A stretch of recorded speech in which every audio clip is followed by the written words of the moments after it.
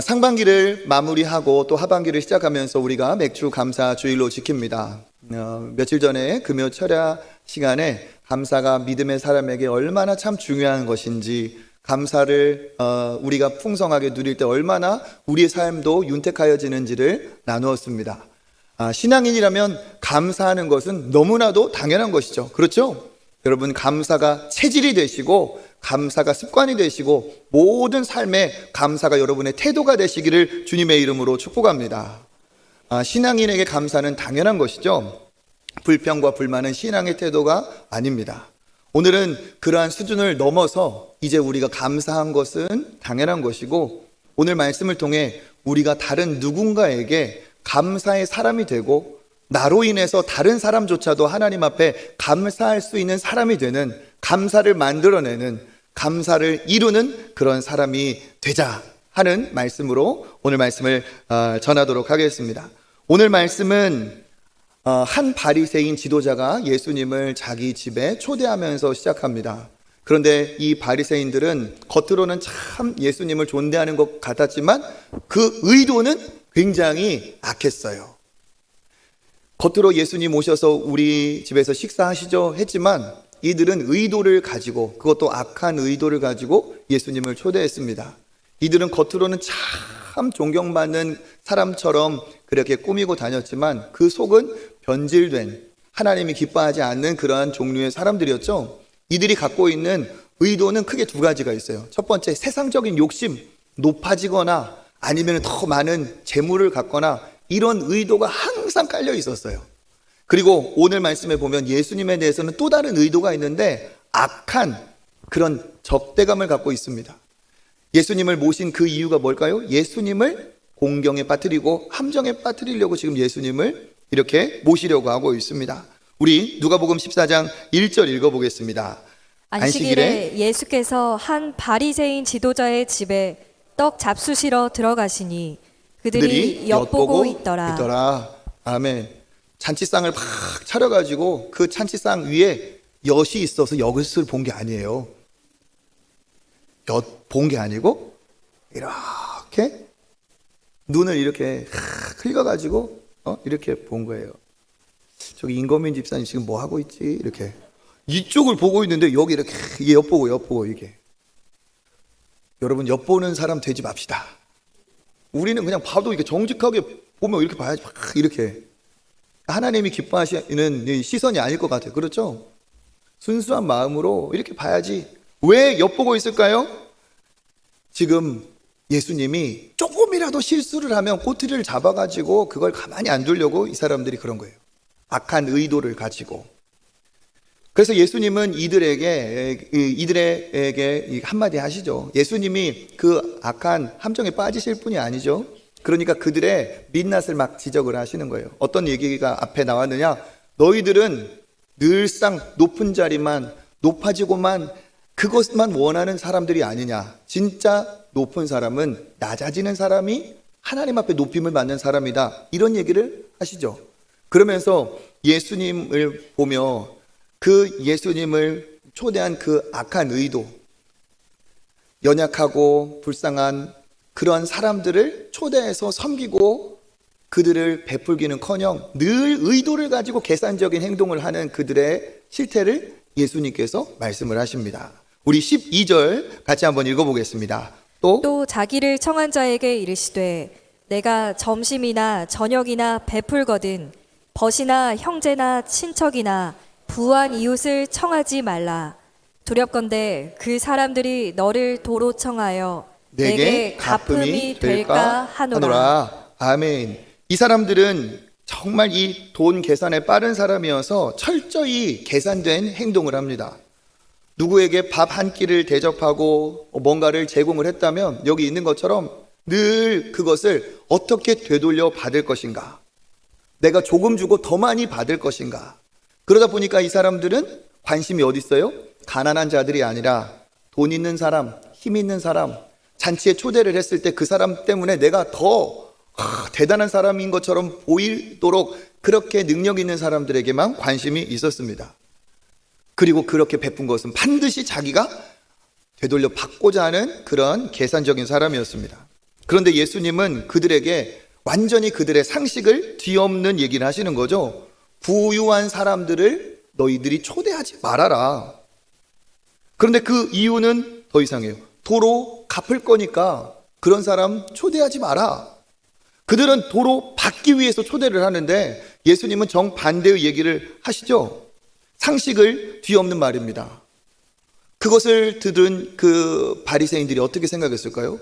참 별 말도 안 되는 소리를 듣네. 뭔가 줬으면 기브 앤 테이크 받아야지.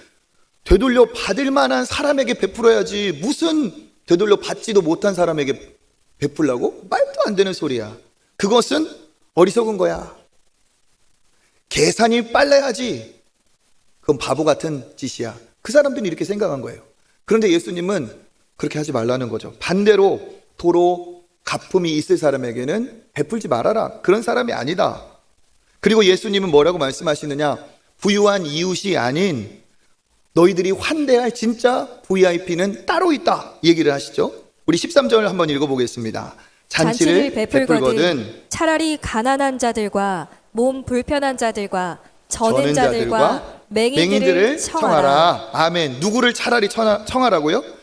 가난한 자들, 몸 불편한 자들, 저는 자들, 앞을 못 보는 맹인들, 이런 사람을 VIP로 대접을 하고 초대를 하라고 합니다. 그런데 이 사람들의 공통점이 뭡니까? 베풀면 베풀고 나서 되받을 수 있어요, 없어요?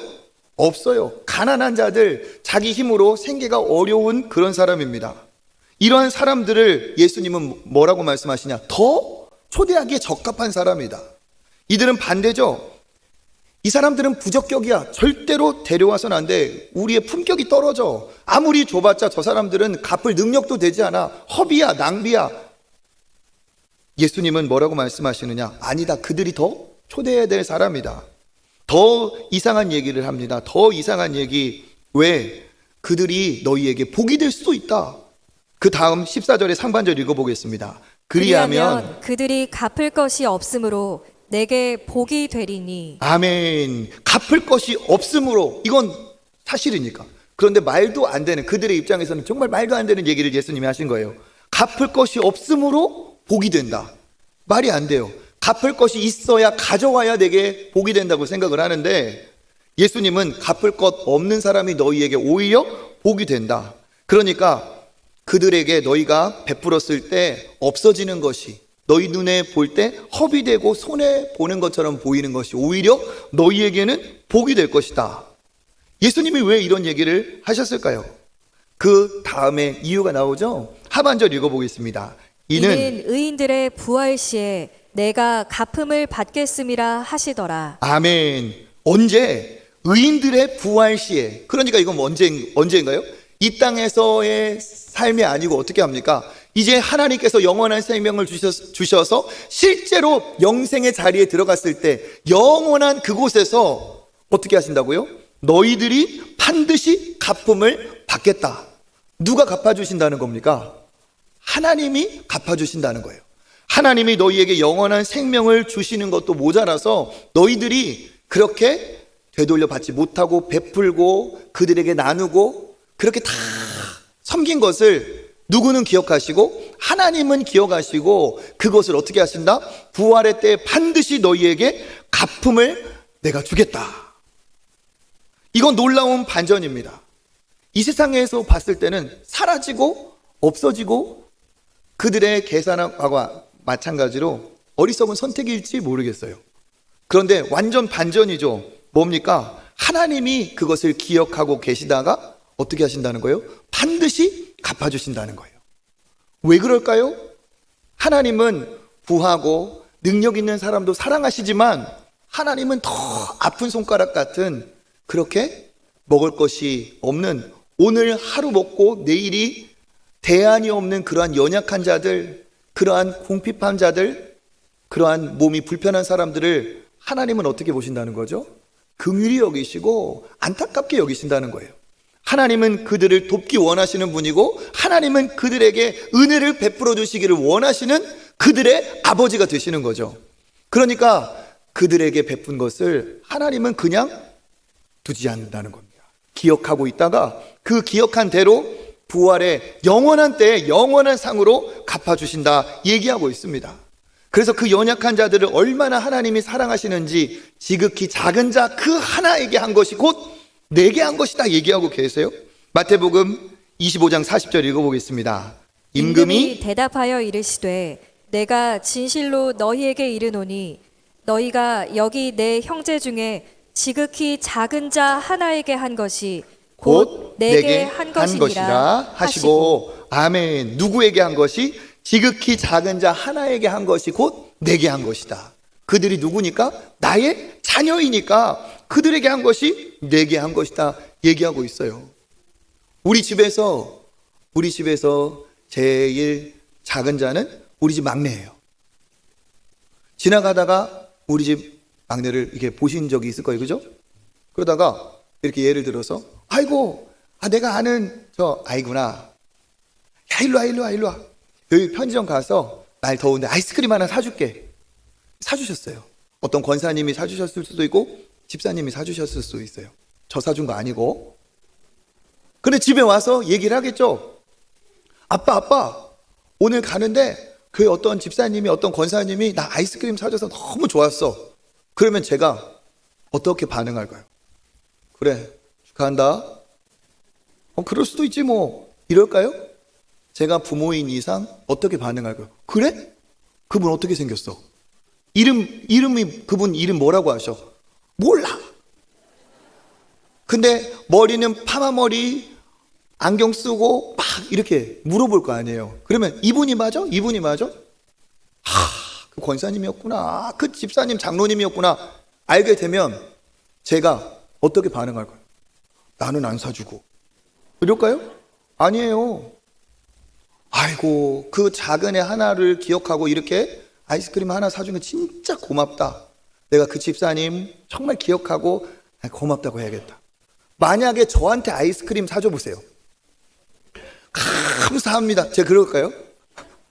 오늘 먹어도 되고 안 먹어도 되고 먹고 싶으면 제가 사 먹으면 돼요. 아버지한테는 큰 감동거리가 아니에요. 그런데 지극히 작은 아이에게 대접을 하니까 그 아이가 먹은 것을 아버지는 감동한다는 거예요. 이게 하늘의 아버지와 우리 사이의 이 관계의 원리예요. 우리가 하나님 앞에 뭔가 보태드려서 하나님이 더 있고 하나님 앞에 뭔가를 가르쳐드려서 뭔가 하나를 알게 되고 그런 분이 아닙니다. 하나님은 모든 것을 알고 계시고 다 갖고 계신 분, 모든 것이 필요가 없으신 분, 완전하신 분이에요. 그런데 하나님 앞에 밥 사드린 것처럼 하나님 앞에 아이스크림 대접한 것처럼 작은 건데도 아버지가 기뻐하실 그런 일들이 있다는 거예요. 그것이 뭡니까? 아버지에게는 필요하지 않을지 모르겠지만 지극히 작은 그 자녀에게 한 것은 그 아버지가 똑같이 얘기한다는 거예요. 나한테 해준 거나 다름이 없습니다. 할렐루야. 그러니까 이게 우리가 하나님 앞에 복을 받을 수 있는 통로고 우리가 어떻게 살아가야 될지를 알려주시는 예수님의 가르침이라는 거예요. 눈에 보이는 작은 것이지만 그것을 내가 먹고 그것을 되갚을 만한 사람들에게 베풀어서 다시 받는 것은 아무런 유익이 없습니다. 그런데 그것을 가지고 내가 정말 하루하루가 힘든 자들에게 하나님이 긍휼히 여기는 자들에게 양식을 내가 그들에게 시간을 내가 갖고 있는 능력을 가지고 베풀어 준다면 하나님은 어떻게 하실까요? 하나님은 그것을 기뻐하시고 우리에게 큰 상으로 주실 줄 믿습니다. 어떤 일이 벌어져요? 눈에 보이는 돈, 예를 들어서 눈에 보이는 돈인데 이 눈에 보이는 돈이 눈앞에서 사라져 버렸어요. 그러면 그 사라져 버린 것으로 끝나냐? 아니라는 거죠. 눈에 보이는 돈은 사라졌을지 모르겠지만 하나님이 기억하시는 부활의 때에 너에게 반드시 도로 갚아주리라. 영원한 상으로 하늘 보좌에 하늘 창고에 쌓였어요. 예수님도 뭐라고 하셨느냐? 마태복음 6장에 보면 이렇게 말씀하셨어요. 너희를 위해서 보물을 땅에 쌓아두지 말아라. 땅에 쌓아둔 것은 좀이 갉아먹고 녹이나고 도둑이 구멍을 뚫고 가져갈 수 있다. 그러니까 진짜 보물은 어디에 쌓아라? 하늘에 쌓아두어라. 하늘에 쌓아두면 좀이나 동록이 해할 수 없고 도둑이 구멍을 뚫고 가져가지 못한다. 그러니까 예수님이 말씀하시는 보물에 쌓아야 될 이 원리는 뭡니까? 이 땅의 것으로 영원한 것을 만들며 쌓아가기를 하나님은 원하시는 줄 믿습니다. 아무리 내가 많이 갖고 있다고 해도 그것이 내 것이 아니에요. 아무리 많이 갖고 있다고 해도 100원짜리 하나 들고 갈 수 있는 것이 아닙니다. 그런데 하나님이 기뻐하시는 지극히 작은 자에게 우리가 그것을 섬기고 대접하고 환대하면 그 유한한 것이 어떻게 된다는 거예요? 영원한 것으로, 영원한 상으로 송금이 된다는 거예요. 영원한 상으로 하나님 앞에 드려진다는 거예요. 그러니까 우리가 어떻게 해야 됩니까? 갚지 못할 자들을 환대하는 것은 유한한 복을 영원한 복으로 우리가 바꾸는 거예요.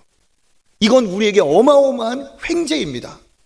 잠시 누리는 것도 복일 텐데 영원한 하나님 앞에 복이 된다면 이와 같은 축복이 어디 있겠습니까? 그래서 우리는 어떤 사람이 되어야 되느냐? 이 사고의 지경을 넓혀야 돼요. 환대의 방식을 제대로 성경적으로 조율해야 됩니다. 의도를 가지고 베푸는 것은 받을 것을 내가 주었으니까 받을 것을 계산하고 있는 것은 어리석은 겁니다. 오히려 돌려받으면 그 모든 것이 무효가 돼버리죠. 그러니까 누구를 극진히 환대해야 되는가? 오늘 말씀을 통해 분명히 우리가 알 수 있어요. 누구를 극진히 환대해야 됩니까? 갚을 사람, 못 갚을 사람? 못 갚을 사람이 우리에게 VIP가 될 때 이것이 하나님이 기뻐하시는 우리의 섬김이고 그것이 우리에게 축복이 된다는 사실입니다. 우리가 극진히 대접해야 될 사람들은 못 갚을 사람이고 또 한 가지 잘 그들에게 대접했으면 어떻게 해야 될까요? 내가 지나가다가 그 사람한테 칼국수를 한 그릇 사줬어요. 짜장면을 사줬어요. 그럼 어떻게 해야 될까요? 잘 대접하고 나서 몇 월 며칠 짜장면 사줬음 기억해놨다가 그래 뭐 사주나 너는 보자 돌려받으려고. 아 집사님 그때 짜장면 참 맛있었지. 그때 그거 이렇게 하지 말라는 거예요. 이건 어리석은 거라는 거죠. 그냥 주었으면 그것 자체로 끝나라는 거예요. 잊어버리라는 거죠. 돌려받지 말아야 그것이 내 복이 되는 줄 믿습니다. 이게 하나님의 원리예요. 하나님의 원리. 잘 대접한 다음에 가만히 생각해 보세요. 내가 대접을 해놓고 왜 기억이 나나? 잊어야 되는데. 이렇게 말씀을 드리고 싶습니다. 더 많이 대접하시길 축복합니다. 대접을 너무 띄엄띄엄 하니까 기억이 나는 거예요. 오늘도 대접하고 내일도 대접하고 오늘 만난 사람 내일 만난 사람 교회에서 만난 사람 직장에서 만난 사람 그런 사람에게 대접하기에 힘써 보세요. 오늘 말씀처럼 되돌려 받으려고 하지 말고 하나님이 주신 복을 흘려보내려고 그렇게 해보세요. 그러면 내가 대접한 사람이 너무 많아가지고 누구에게 뭐 사줬더라? 생각도 안 나요. 우리가 하나님의 사람이라면 그와 같은 삶의 태도가 있어야 될 줄 믿습니다. 하나님 나라에 들어갔을 때 깜짝 놀라는 일이 벌어지는 거예요. 왜? 내가 대접하고도 내가 잊어버렸는데 하나님이 물 한 잔 대접한 것까지 다 기억하고 계셔서 결단코 상을 잃지 아니하리라.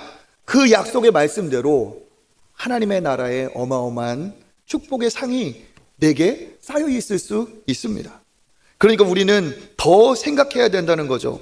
왜 예수님이 우리에게 이런 말씀을 하셨는지 우리가 곱씹어 봐야 됩니다. 조금만 더 생각해 보면 이렇게 살아가는 것이 얼마나 축복이고 우리에게 복된 것인지 알 수 있습니다. 여러분 한번 생각해 보세요. 갚을 것 없는 사람의 형편이 어떨까요? 밥 한 끼 얻어먹었는데 그거 되돌려줄 수 없는 사람의 형편이 어떨까요? 정말 살기가 힘들고 막막하고 절망적일 겁니다. 살 방법이 없어서 늘 고민하고 고통 중에 살아갈 수도 있어요. 누구 하나 갚아줄 그런 능력이 없는 사람은 주변에 의지할 사람이 하나도 없을 겁니다. 그러면 보세요. 살 방법이 없고 의지할 사람이 없는데 그러면 그들에게 있어서 유일하게 남은 방법, 유일한 살 길은 누구밖에 없을까요? 하나님밖에 없는 거예요. 그들에게는. 그러니까 그들이 어떻게 할까요? 하나님 앞에 기도하는 거죠. 하나님 살려주십시오. 하나님 우리 아들, 우리 딸, 우리 손자, 손녀, 아버지 하나님 살려주세요. 기도할 뿐입니다. 이 기도를 하나님이 들으시고 하나님이 어떻게 반응하실까요? 외면하지 않으십니다. 가난한 고아들, 과부, 나그네의 하나님은 외면하지 않으세요. 오히려 어떻게 하시느냐? 안타까워하시고 응답하시죠. 하나님이 응답하시는 방법은 크게 두 가지입니다. 아주 특별한 방법으로, 초자연적인 기적으로 응답해 주실 때가 있어요. 기가 막힌 방법으로. 예를 들면 광야에서 만나를 하나님이 양식으로 공급하신 것처럼, 아이의 작은 도시락을 가지고 오병이어의 엄청난 양식을 주신 것처럼, 사르밧 과부가 먹을 것이 떨어져서 이제 죽을 수밖에 없구나 할 때 하나님께서 선지자를 보내시고 그를 통해 기름과 곡식이 떨어지지 않게 하신 것처럼 기적으로 하나님은 응답하실 수 있습니다. 이렇게 응답하실 때가 있어요. 그런데 이건 어쩌다 한 번입니다. 매번 기적이 일어나는 게 아니에요. 그러면 하나님이 이 연약한 자들을 어떻게 응답하시는가? 대부분의 방법, 상식적인 방법, 그 방법은 이겁니다. 하나님은 직접 기적을 일으키기 전에 그거보다 그 연약한 자들, 베풀어도 갚을 것이 없는 자들의 주변의 사람들을 감동시키세요. 하나님은 사람을 통해 역사하십니다. 그래서 그 사람이 생각나게 하시고 그를 돕고자 하는 선한 마음이 일어나게 하세요. 그래서 어떻게 하느냐? 누군가가 저 사람 내가 왠지 도와주고 싶다, 저 어려운 사람을 내가 돕고 싶다, 도와야겠다 하는 마음에 감동을 주셔서 그가 돕게 돼요. 어떻게? 누구를 대신해서? 하나님을 대신해서 그를 사용해 돕는 일이 벌어집니다. 그가 사명이 되고 하나님 앞에 순종이 되어서 그 사람을 도와줘요. 그러면 어떻게 됩니까? 그 사람은 하나님 앞에 기도해서 응답을 받았어요. 누구를 통해? 하나님 대신 하나님의 심부름을 한 그 사람을 통해 응답을 받는 거예요. 그러면 어떤 일이 벌어질까요? 거저받은 그 사람, 못 받을 것을 알고도 베풀어준 사람에게 어떻게 할까요? 엄청난 감사를 할 수밖에 없습니다. 내가 갚을 것이 없다는 걸 알면서도 이렇게 정말 대접해 준 거 너무 감사합니다, 진심으로 감사합니다 하면서 갚을 것 없는 자들에게 우리가 베풀었을 때 그들의 감사는 어때요? 어마어마해요. 그들의 감사는 감동적이고 정말 진한 감사입니다. 그런데 우리 입장에서는 참 멋스갈 수도 있어요. 왜? 내 입장에서는 꼭 필요한 것이 아니고 충분히 나눌 수 있는 것이었는데 그것을 나누었다고 이 사람은 생명을 얻은 것처럼 그렇게 고맙다고 하잖아요. 어떻게 된 겁니까? 우리의 작은 섬김으로 감사가 만들어졌어요. 그리고 그 거저받은 사람은 사람에게만 감사하는 게 아닙니다. 누구에게도 감사할까요? 하나님께도 감사하겠죠. 왜? 누구에게 기도했기 때문에? 하나님께 기도했기 때문에. 하나님 도와주세요, 하나님 먹을 것이 없어요, 하나님 어떻게 살아갈지 막막해요 하는데 그 사람이 와서 도와준 거예요. 그러면 누구의 응답입니까? 하나님의 응답인 거예요. 그러면 그 사람이 하나님 앞에 감사를 어떻게 올려드릴까요? 하나님 진짜 살아계시군요, 내 기도를 들으시는군요, 하나님 정말 저를 잊지 않고 기억해 주시는군요 하면서 그는 정말 어쩌면 대성통곡하면서 하나님 앞에 감사로 감동하고 감격할 수 있습니다. 그러면서 어떻게 됩니까? 그의 믿음은, 그의 신앙은 더 견고하고 굳건해지겠죠. 거저받은 사람으로 인해서 사람에게 하나님 앞에 어마어마한 감사와 영광이 올려지고 있습니다. 거저 준 사람 입장에서는 어떨까요? 내가 뭐라고, 내가 지금 누구 대신 지금 섬긴 거예요? 하나님 대신 섬기게 된 겁니다. 그러면 내가 누구의 도구로 쓰임받은 겁니까? 하나님의 도구로 내가 쓰임받았어요. 내가 가서 섬겼는데 그 사람은 하나님이 오신 것처럼 기뻐했어요.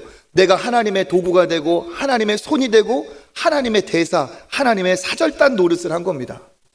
그러면 그 자신에게 얼마나 큰 벅찬 감격이 있을까요? 야, 이 사람의 이 간절한 기도를 하나님이 나를 통해 지금 응답해 주셨구나. 이 사람이 진짜 간절히 구할 때 하나님이 내게 말씀하시고 내가 순종했더니 이와 같은 엄청난 일이 벌어지는구나 하면서 이것처럼 가슴 벅찬 감동이 없습니다.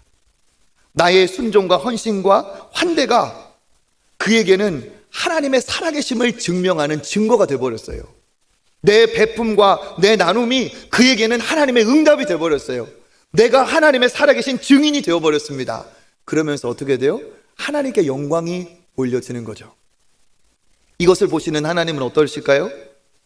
기쁘고 보람되고 나의 마음을 알고 섬기고 나는 그 사람을 보람있게 또 칭찬하시면서 냉수 한 그릇이라도 주는 것을 결단코 상을 잃지 않으리라 하신 그 하나님이 그를 왜 상 주시지 않겠습니까?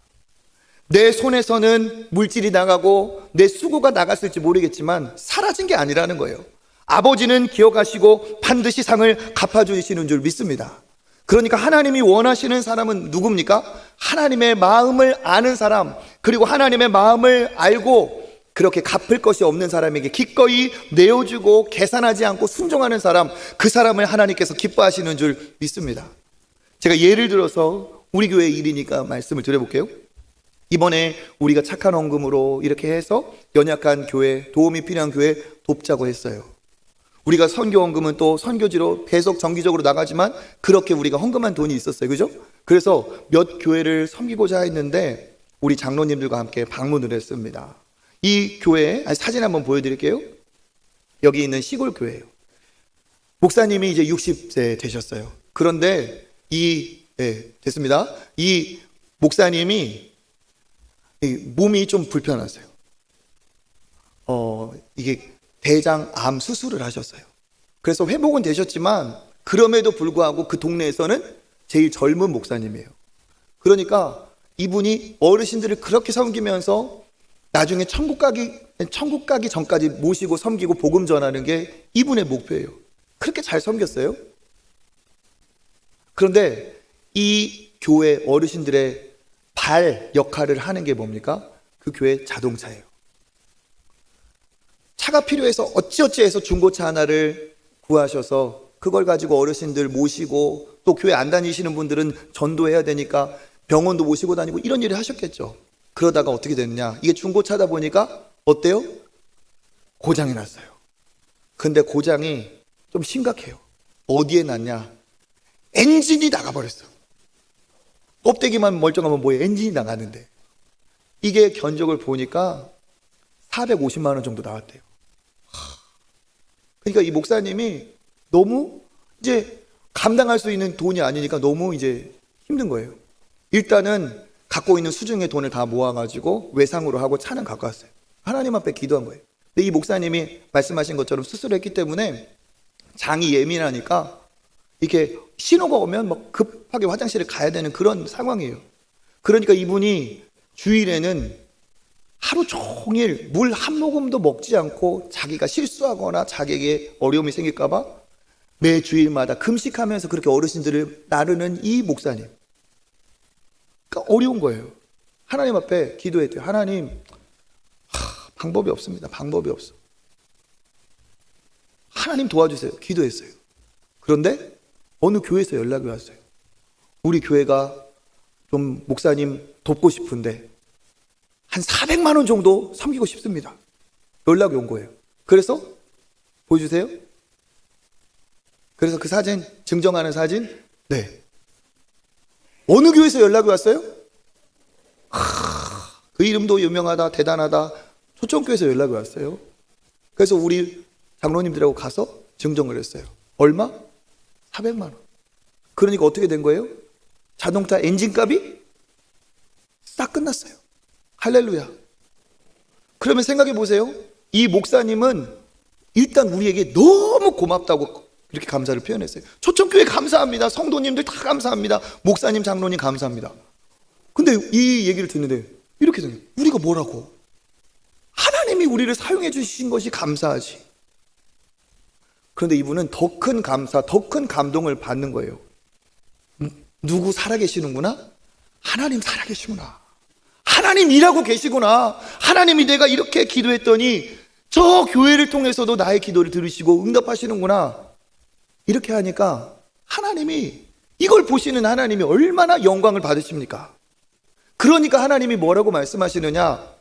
초청교회 내가 너희들에게 상 주겠다. 하나님이 받을 것을 의도하고 왜 너희들이 섬기지 말고 아예 못 받을 것을 알고 섬기라고 했는지 아시겠죠? 이 일을 통해 하나님의 역사가 일어나고 하나님의 살아계심이 드러나고 우리는 하나님의 놀라운 도구가 되고, 그 사람은 사람에게만 감사하는 사람이 아니라 하나님을 인정하고 하나님 앞에 감사하는 놀라운 일이 벌어지는 줄 믿습니다. 그러니까 우리는 어떻게 해야 됩니까? 생각의 전환이 일어나야 돼요. 조금 주고 많이 받는 것이 감사할 게 아닙니다. 내가 주었다면 꼭 받는 것이 감사한 게 아닙니다. 오히려 하나님, 내가 줄 수 있어서 감사합니다. 베푼 것 자체로 감사합니다. 내가 뭐라고 천지를 만드신 그 하나님이 나를 알아주시는 것도 감사한데, 나를 통해 당신이 하나님의 응답이라고, 당신 때문에 하나님이 역사하신다고 이런 얘기를 듣게 하십니까? 하나님 감사합니다. 이거밖에 없어요. 특별히 오늘 우리가 드리는 맥주 감사주일은 더 우리가 감사해야 됩니다. 한국교회는 맥주 감사주일에 큰 은혜가 있는 교회예요. 왜 그러느냐? 우리가 몇십 년 전만 해도 가을에 거둔 곡식이 끝나고 보리가 나오기 전까지 우리는 생사의 기로에 섰던 민족입니다. 나이가 지긋하신 분은 부모 세대도, 젊은 사람들은 할머니, 할아버지 세대도 그런 시대를 거쳤어요. 생명을 걸고 정말 넘기 힘들었던 그 고개가 무슨 고개입니까? 보릿고개, 춘궁기. 그런 시절이 우리나라에 있었어요. 그때 어떻게 기도했습니까? 우리 믿음의 어머니, 아버지, 할머니, 할아버지들이 기도한 거예요. 하나님, 우리 자식 입에 풀칠할 수 있게 해주세요. 하나님, 정말 이 고개, 이 보릿고개, 지긋지긋한 이 보릿고개를 이겨내고 생명 지키게 해주세요. 기도했어요. 그래서 맥주감사절이 특별했어요. 그리고 또 뭡니까? 그 우리 부모님들, 우리 할머니, 할아버지들은 이렇게 기도했어요. 하나님, 우리 시대는 이렇게 먹고 살기 힘들지만 우리 아들, 딸들 시대에는 이런 고난 없게 해주세요. 막 태어난 손자, 손녀를 보며 그 할머니, 할아버지들이 하나님 앞에 기도했어요. 우리 손자, 손녀들이 장성해서 그렇게 참 어른이 되었을 때 하나님, 우리나라에 이러한 보릿고개 같은 고난 없게 해주세요. 잘 먹고 잘 살게 해주세요. 그렇게 기도했어요. 그 응답으로 우리가 어느 정도 복을 받았냐? 맥주감사절에 왜 감사해야 되는지 모를 정도로 복을 받았어요. 우리가 어떤 민족이냐? 한 끼 대접받아도 대갚아줄 능력이 없던 민족이 우리나라였습니다. 그런데 없는 자들을 긍휼히 여기시는 하나님께서, 없는 자들에게 베푼 것이 복되다고 말씀하신 그 하나님께서 우리나라에 정말 복을 주셔서 이와 같은 은혜의 때를 주셨습니다. 이제 우리는 상반기를 통과하고 하반기를 지나며 우리가 그 정신을 가지고 하나님 앞에 감사를 드리는 것이 맥주 감사주일이에요. 여러분, 오늘을 계기로 해서 더 하나님 앞에 감사하는 여러분 되시기를 축복합니다. 오늘을 계기로 해서 나만 감사하면 되지, 이게 아니라 나의 섬김과 나눔을 통해서 그런 자들에게 감사를 만들어내시는 하나님의 도구들 되시기를 주님의 이름으로 축복합니다. 그래서 하나님은 원하시는 것이 무엇이냐? 대접하고 섬기기를 하나님이 기뻐하세요. 로마서 12장 13절 읽어보겠습니다. 성도들의 쓸 것을 공급하며 손 대접하기를 힘쓰라. 다시 한번 시작. 성도들의 쓸 것을 공급하며 손 대접하기를 힘쓰라. 아멘. 성도들의 쓸 것을 공급하기를, 대접하기를 힘쓰라 하셨습니다. 그러니까 이 하나님의 마음을 아는 사람들, 하나님을 사랑하는 사람들, 하나님을 인정하는 사람들, 영적으로 성숙한 사람들은 무엇으로 판가름 날까요? 대접받기를 좋아하느냐, 대접하기를 좋아하느냐, 이것으로 판가름이 납니다. 얼마나 대접을 했느냐, 이것으로 그 사람의 하나님을 사랑하는지, 얼마나 영적으로 성숙한지 판가름이 납니다. 신앙인은 어떤 사람이어야 맞는가? 신앙인은 받기보다 대접하고 환대하는 것에 힘써야 신앙인입니다. 신앙인은 나만 잘 살고 나만 감사하면 되지, 이게 아니라 나로 인해서 다른 사람들까지 하나님을 알게 하고 하나님 앞에 감사하게 하는 것이, 이게 믿음의 사람의 자세인 줄 믿습니다. 바리새인들의 눈으로 보면 소진되고 소모하고 허비하고 낭비하는 것 같지만 절대 그게 아니라는 거죠. 이것은 하나님의 영광스러운 도구가 되는 일이고 하나님의 복을 쌓는 일인 줄 믿습니다. 그래서 우리는 어떻게 해야 돼요? 갚을 능력이 없다면, 연약하다면 오히려 그들을 하나님의 VIP로 볼 수 있는 안목이 있어야 됩니다. 그들을 돕는 것은 하나님께 구워드리는 거라고 했어요. 잠언 19장 17절 읽어보겠습니다. 가난한 자를 불쌍히 여기는 것은 여호와께 구워드리는 것이니 그의 선행을 그에게 갚아주시리라. 아멘. 가난한 자를 불쌍히 여기는 것이 하나님께 구워드리는 거래요. 그러니까 보이는 것과 다른 것이죠. 지금은 손해인 것 같지만 달리 계산해야 됩니다. 손해가 아니라 하나님이 기억하시고 부활의 때에 내가 영원한 상을 쌓는다는 것을 알아야 됩니다. 바리새인들은 스스로 똑똑하다, 우리는 계산이 빠르다, 영리하다, 지혜롭다 생각했을지 모르겠지만 그들은 실상 눈이 가린 맹인들이었을 뿐입니다. 우리는 어떤 자세가 있어야 될까요? 기회가 축복이다. 무슨 기회? 섬길 기회, 대접할 기회, 나눠줄 기회. 그것이 왜 기회입니까? 나눠주고 베풀고 없어지는 것이 아니고 오히려 상 받을 기회, 하나님의 도구가 될 기회, 나로 인해 다른 사람에게 감사를 만들어낼 기회인 줄 믿습니다. 1층 이제 식당 공사를 하잖아요. 그죠? 점심 식사는 제공되지 않습니다.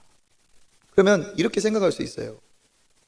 아, 진짜 교회 오면 밥 줘야지. 밥도 안 주고. 지금까지 먹은 게 은혜입니다. 지금까지 무료로 드신 게 은혜입니다. 안 준다고 불평할 일이 아닙니다. 지혜가 있는 사람은요, 깨달아야 돼요. 아, 이거 기회다. 아, 기회다. 집에 가서 그냥 배 째고 있다가 그냥 오후 예배 안 나올 구실이 생겨. 이런 기회가 아니고 무슨 기회입니까? 그래, 이때 고마운 집사님, 나 위해서 기도해준 장로님한테 밥 한 끼 대접하자. 첫 번째 주는 누구를 만나자. 그래, 이럴 때 우리 애들 위해서 기도해주고 애써준 우리 큰애, 둘째, 교회 학교 선생님들 식사 대접 한번 하자. 하나님이 기뻐하시는 일로 어떻게 해요? 활용할 수가 있어요. 이게 하나님이 기뻐하시는 겁니다. 늘상 오는 게 아니에요. 이번에 필리핀에서 와서 우리가 참 그 아이들까지 대접 잘해줬죠. 갔습니다. 또 옵니까? 있습니까? 없어요. 지나갔어요. 섬길 기회, 그들로 인해서 우리가 상 받을 기회가 지나갔어요. 이것을 기억하고 붙잡아서 그들을 정말 VIP처럼 환대한 분들이 있어요. 하나님께서 그들에게 만배의 복으로 갚아주시기를 축복합니다. 제가 이거 누구라도 할 수 있었어요. 뒤에다가 게시판 써서 누구 오니까 대접하실 분들 신청하라고 했어요. 귀에 붙잡은 사람에게는 복입니다. 제가 그 왔던 아이 중에 아슐리라는 그 아이, 걔네 집 가봤어요. 조그만, 우리의 생각하는 집이 아니고 그냥 오두막 같은 집이에요. 바닥이 마루 장판 이런 게 아니고 대나무 쪼개가지고 그게 그들의 장판이에요. 밑에 땅이 그 사이사이로, 대나무 사이사이로 땅이 보여요. 그 밑으로 닭들이 지나가고 개들이 지나가요. 그런 데서 사는 아이가 왔어요. 그런 아이를 진짜 잘 대접하신 분이 있어요. 진짜 우리 교회가 잘 대접했어요. 하나님이 그거 그냥 지나가실까요? 아니라는 거예요. 그런데 그게 뭡니까? 기회였다는 거예요. 섬길 기회, 복받을 기회. 여러분, 기회가 축복인 것을 믿으시길 바랍니다. 지나가다가 식당에 들어갔는데 아는 집사님이 있어. 저 사람이 내나 내가 내야 되나 저 사람이 내. 하지 마시고 먼저 가서 내세요. 기회예요. 식당에서 언제 마주치겠습니까? 기회예요, 기회. 그러면 어떻게 합니까? 하나님이 기뻐하시고 나에게 상이 됩니다. 저는 우리 교회가 그런 교회가 되기를 간절히 원합니다. 제가 3년째 부임했어요. 부임한 지 3년째예요. 그런데 제가 부임한 첫 해 온 지 2달이 지났을 때 부흥회가 봄에 있었는데 그 3월에 제가 부흥회 강사로 첫 해니까 제가 부흥회 말씀을 인도했어요. 그때 제목이, 주제가 무엇이었느냐? 축복의 사람이었어요. 네, 축복의 사람. 그때 계신 분도 계시고 그때 이후로 등록하신 분도 지금 200명, 300명이에요. 모르는 분 많아요. 근데 제가 그때 축복의 사람 중에 환대의 축복을 설명을 했어요. 환대할 때 하나님이 복 주신다. 제가 말씀을 준비하면서 그 설교 말씀을 다시 들어봤는데 너무 감동이 되는 거예요. 이거 다시 한번 강조해야겠다 하면서 줄여서 2년 전에 저의 모습을 한번 보여드리려고 한번 같이 한번 보겠습니다. 그래서 저는 기도하고 오늘을 계기로 해서 우리 교회가 이렇게 환대가 넘쳐나는 공동체가 되길 축복합니다. 서로 대접하여 대접받고 기쁘고 감사하고 대접함으로 우리가 사랑이 넘치고 대접함으로 하나님 앞에 받을 축복이 넘치고, 그래서 적용을 한다면 서로 이제 봄이 되었어요. 오늘도 제가 아침에 온도를 보니까 자그마치 영상 8도나 됐어요. 봄이 왔습니다. 어떻게 해야 될까요? 이제 만나세요. 권사님, 식사 대접 한번 해드릴게요. 요즘 저 위해서 기도해 주셔서 참 감사해요. 집사님, 우리 만나서 우리 차 한잔해요. 제가 사드릴게요. 서로 환대하고. 얼굴이 빛이 좀 어두운 것 같다. 만나서 얘기를 들어드리고 함께 기도하고. 그렇죠? 우리 주일학교 학생, 또 우리 봉사하시는 그런 아름다운 손길들 하나님이 기뻐하시게 그렇게 섬겨주고 환대하는 우리들이 되었으면 좋겠습니다. 그리고 저는 우리 교회 자체 구조도 이제 환대하는 구조로 좀 바뀌었으면 좋겠어요. 외부인, 이웃들도 우리 교회를 편하게 오고 갈 수 있게, 교인들만 오고 가는 것이 아니라 이웃들도 우리 교회를 편하게 오고 갈 수 있는 그런 공간, 그런 어떤 자리, 그런 자리를 우리가 마련한다면 이게 이웃사회에 우리가 보탬이 되고, 그리고 그들이 주님 앞에 오는 통로가 되면 얼마나 하나님 기뻐하시겠습니까? 그래서 그들이 꼭 예배의 자리는 오지 않아도 교회를 밟아본 것만으로도 하나님께서 선한 일을 분명히 이루실 줄 믿습니다. 그래서 불도 환하게 좀 켜놓고 사람들이 오면 기쁘게 그냥 웃으면서 맞이해주고, 꼭 우리 교인 아닌지 긴지 이게 아니라 이한 살림 아니라면 우리 이웃들이 와서 함께 차를 마실 수 있고 함께 이야기를 나눌 수 있는 그런 공간도 좀 마련하고, 머물다 갈 수 있는 교회, 머물고 싶은 교회, 그렇죠? 모여서 우리 구역 모임이든 기도 모임이든 자유롭게 할 수 있는 그런 환대하는 공간, 우리들만 이용하는 공간이 아니라 우리 주일학교 아이들도 좀 와서 뛰어놀 수 있게 뭔가 좀 우리가 조금 뭔가 조성해주고, 우리 청년들도 와서 모여서 다른 곳 안 가고 교회만 와도 같이 이야기할 수 있는 자리가 있고 공간이 있고 얼마나 좋겠어요. 그런 공간 있으면 청년들이 우리 교회에 머물지 않겠습니까? 그러잖아요. 학생들을 스터디 카페 갑니다. 요즘은 독서실 안 가요. 스터디 카페 가요. 그런 공간이 우리 교회에 있으면 오는 거예요. 와라 주일학교 애들이 없다 안 온다 가고 싶게 만들어야지. 그렇지 않아요? 그렇죠? 교회를 오고 싶은 교회가 되게 오고, 예배도 한 번 오면 또 오고 싶은 예배가 돼야지. 왜 예배 안 올까? 저는 오라고 하지 않아요. 오라 저는 그러지 않아요. 한 번만 와도 그런 거 있잖아요. 우리 초청교회 예배가 한 번도 못 와본 사람은 있을지 몰라도 한 번 오고 끝나는 사람 없는 예배, 그런 예배가 되면, 성령의 임재가 가득한 예배가 되면 우연히 지나가던 사람도 와서 이 교회에 오고 싶고 은혜를 사모하게 되어 있어요. 다음 세대들이 기뻐하는, 청년들이 기뻐하고 오고 싶은 교회가 되면 세상에서도 그런데 돈 주고 가는데, 그렇지 않습니까? 우리 교회가 자체가 환대하는 그런 공간이 저는 되기를 기도하고 있습니다. 환대, 그 구조 자체가, 여기는 오고 싶다, 여기는 진짜 맞이한다, 나를 맞이한다, 이 건물의 구조가 나를 맞이한다, 그런 건물이 있다는 거예요. 뿐만 아니라 우리가 특별히 다음 세대 청년들, 지극히 작은 자들에게 활짝 열려 있어야 됩니다. 그리고 우리 교회가 복 받았다면, 우리가 복을 받고 싶다면 연약한 이웃 교회도 섬길 줄 알아야 돼요. 할렐루야. 이런 교회가 되길 간절히 원합니다. 그런데 제가 나누고 싶은 건 뭐냐, 이게 부임한 지 말씀드린 것처럼 2달 만에 한 그 부흥회잖아요. 그런데 믿음을 가지고 선포하고 기도했던 내용이 어떠세요? 상당 부분 하나님이 응답을 벌써 주셨어요. 그죠? 2층, 3층 우리 어린이, 청소년, 젊은이들이 모이고 예배드리는 좋은 공간이 되었고, 지역에 어떤 노회라든지 전북대 CCC 모여가지고 여기서 개강 MT도 했어요. 웰컴 하우스를 만들어서 목사님들, 선교사님들 오시면 쉬어갈 수 있고, 얼마나 잘 섬기시는지 몰라요. 이번에 금요철에 오시는 선교사님도 거기에서 쉬고 가십니다. 또 뭐예요?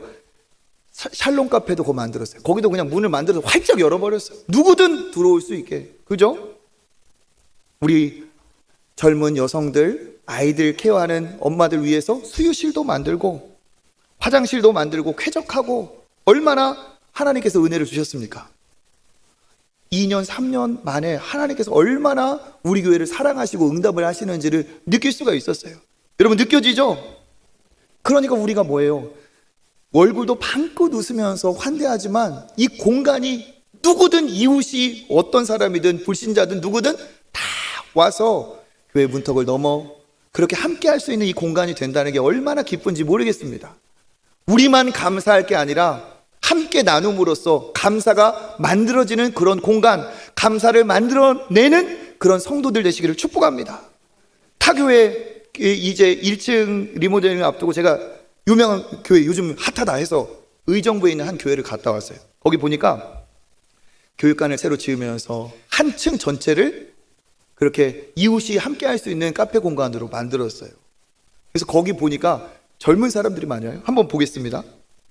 여기 이제 입구에 봉사자들을 모집하는 광고 문구였고, 보면 이제 봉사하는 분이 계시고, 여기가 카페 공간이에요. 예, 공간. 그리고 여기 보면 이 의자 옆에 그 창 안쪽으로 뭐 구조물이 있죠. 그게 뭐냐 하면은, 예, 아이들이 놀 수 있는 놀이 공간이에요. 그러니까 어떤 일이 벌어졌느냐, 이게 교회 카페인데 그 지역 맘카페 알죠? 거기에 누가 올린 거예요. 야, 어느 교회 가니까 이런 거 있다더라. 그냥 젊은 엄마들이 애 데리고 여기 모이는 거예요. 그런 공간이 됐어요. 그러다 보니까 이제 이 교회 건물도 이제 여기 한 10여 년 됐다는데, 보세요. 봉사자 모집한다 하는데 그 밑에 보니까 이번 달 우리 카페 수익이 봉사와 섬김으로 얼마가 되었다? 1,000만 원 이상 됐대요. 이 금액이 다 어디로 가느냐? 100% 이들은 장학금으로 쓰더라고요. 다음 세대.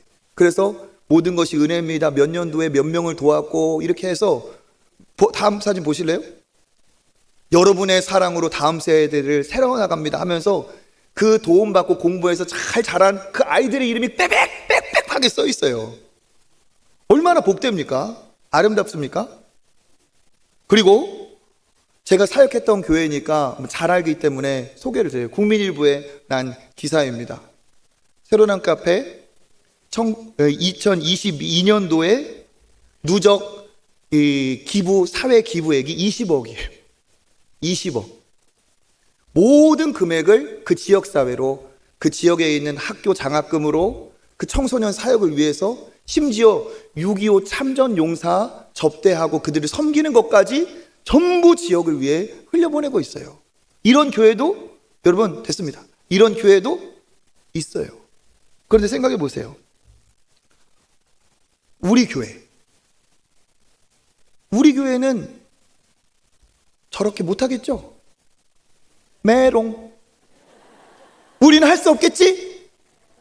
해도 이건 안 되겠지? 저기는 수도권이니까 되고 저기는 광역시니까 되고 우리는 안 되겠지? 여러분 그렇게 생각하십니까? 아니에요. 왜 못하겠습니까? 하나님이 은혜 주시면 우리도 그러한 아름다운 믿음의 정말 좋은 환대의 공간을 마련할 수 있고 이 지역에 도움이 될 수 있다고 믿습니다. 그래서 이 식당 공사를 하는데, 그죠? 믿음은 바라는 것들의 실상이고 보이지 않는 것들의 증거다. 아직 된 건 없지만 3D 영상으로 나왔어요. 믿음의 눈으로 보세요. 네, 우리 성도님들께 미리 보여드리겠습니다.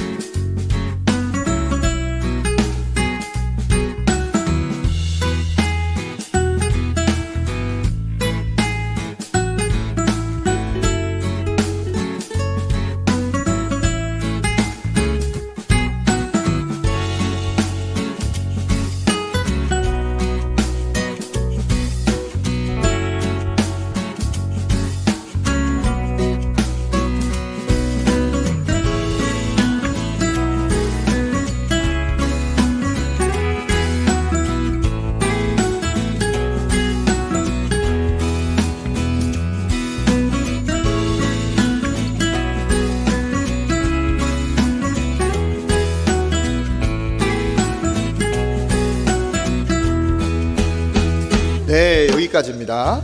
네. 아유, 기대가 되네요. 그죠? 네. 이렇게 만드는 이유가 뭐예요? 환대의 공간이에요. 누구에게인가 감사가 만들어지는 그런 공간. 근데 이렇게 되면 조금 불편함은 있을 수 있습니다. 뭐냐면 이제 주방이 확장이 되어야 됩니다. 주방이 좁아요. 주방이 확장이 되고 또 이렇게 너무 조밀하게 의자를 놓지 않다 보면 의자 좌석이 줄어듭니다. 그러면 주일은 좀 불편할 수 있어요. 대기하는 시간이 조금 걸릴 수 있어요. 그렇지만 주중에도 누구든지 올 수 있는 그런 공간이 됩니다. 저도 고민이에요. 어떻게 하면 좋을까?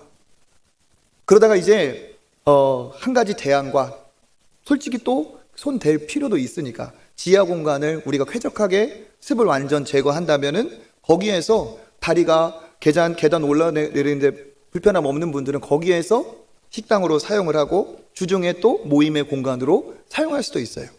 그러다 보니까 우리가 어떻게까지 어느 정도까지 할 것인가 하며 우리가 다음 주에 재직회와 공동의회를 할 겁니다. 그런데 이 과정 속에서 우리가 많은 것들을 이제 생각할 겁니다.